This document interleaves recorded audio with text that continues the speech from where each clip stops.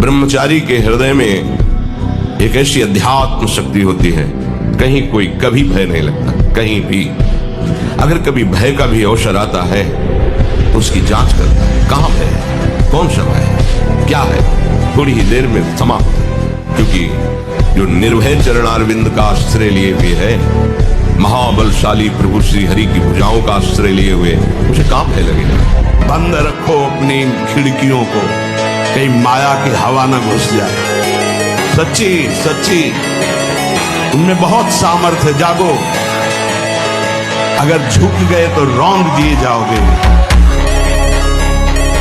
ये जन्म सुधार ले, ये जितने भोग हैं बहुत खूब बहुतायत है अन्य योनियों में। सुअर, कुत्ता, गधा, कौआ, कबूतर, बंदर सब इसी में भोग में रमे हुए हैं। तुम्हारा मनुष्य जीवन इस कर्तव्य के लिए नहीं, तुम्हारा मनुष्य जीवन है सावई पुंसाम परो धर्मो यतो भक्ति अधोक्षजे।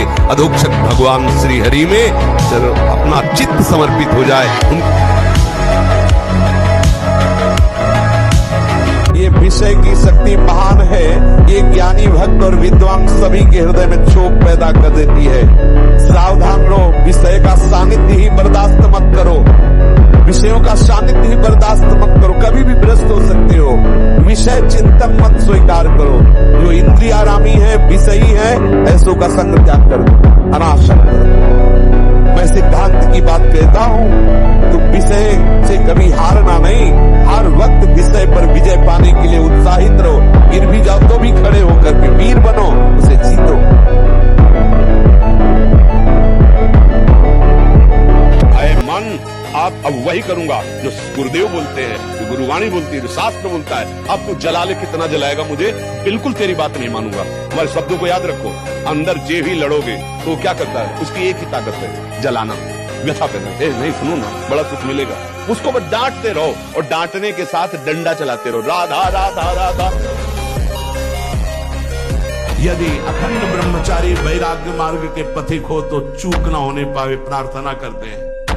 इंद्रियों को शिथिल ना होने देना, मन को शिथिल मत होने देना, नहीं तो ऐसा बंधन ये बांध देते हैं कि बड़े बड़ों को सर झुकाकर चलना पड़ता है, रौंद देती है माया।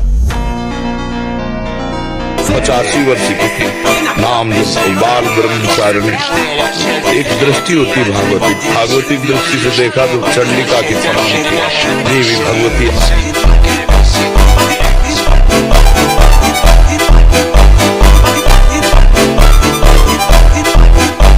जब इस लोक के किसी भी भोग का आकर्षण उपासक के अंदर नहीं रहता, तब दैवी आकर्षण उपस्थित होता है।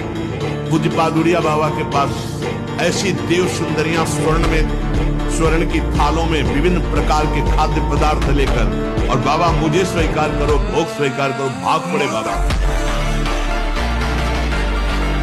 कभी काम अपना प्रभाव दिखाता है, कभी क्रोध अपना प्रभाव, कभी लोभ, कभी मोह, कभी अहंकार, कभी ईर्ष्या। नाथ बड़ा गंदा हृदय है। और पूरे जीवन की तरफ देखें, वादा करें कि आज संकल्प लेते हैं कि 5 वर्ष हम ऐसा करेंगे, तो 5 मिनट का भरोसा नहीं। नाच रही मृत्यु सिर पर, पता नहीं प्रभु कब हमारे शरीर का अंत हो जाए।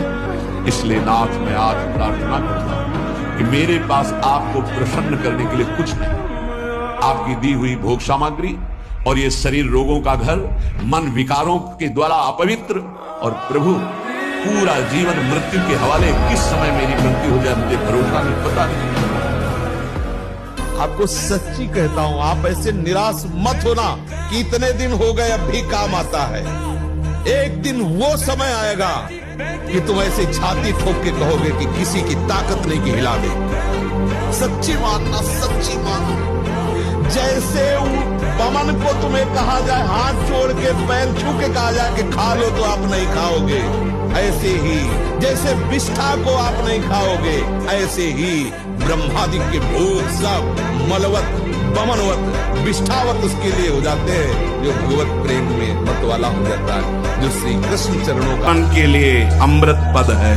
चाहे गृहस्थी में हो, चाहे व्यापारी हो, चाहे किसान हो, चाहे और विरक्त मार्ग का तो यही मुख्य ऐसा आधार है जिसके ऊपर वो विविध प्रकार की दैवी संपदा का अनुभव करता है। ब्रह्मचारी का स्वभाव गंभीर होता है। विचार परिपक्व होता है, स्मृति प्रवीण होती है उसकी, और हर कष्ट सहने की सामर्थ्य होती है। गर्मी, सर्दी, बरसात, पीड़ा, अपमान, निंदा, वो महान शीतलता अंदर प्रदान करता है। मस्ती एक रहती है।